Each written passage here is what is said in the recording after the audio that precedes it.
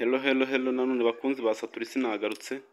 Ubu nabwo tugiye kureba ubundi buryo bwiza kabisa. Hari uburyo bwiza ushaka ufite telefone ya smart harimo password y'imibare hatarimo pattern. Dore imibare wakoresha kugira ngo iyo password y'imibare ivemo. Ukanda akanyenyeri rimwe akanyenyeri urwego ugahita ukanda 0 4 0 1 2 3 4 ugahita ukanda akanyenyeri ugashyiraho 90 karindwi akanyenyeri 4 2 1 urwego kabisa bagahita bakwereka ijambo apply.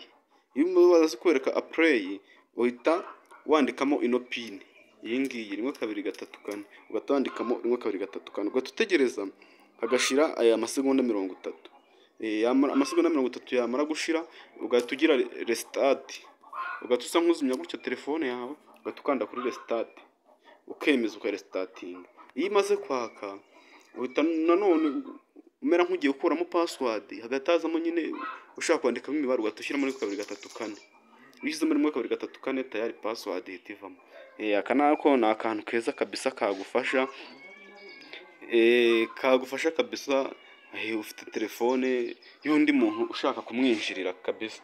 Bino ibintu uzabigerageze birakora, nanjye narabikoresheje mbona ntari bitu.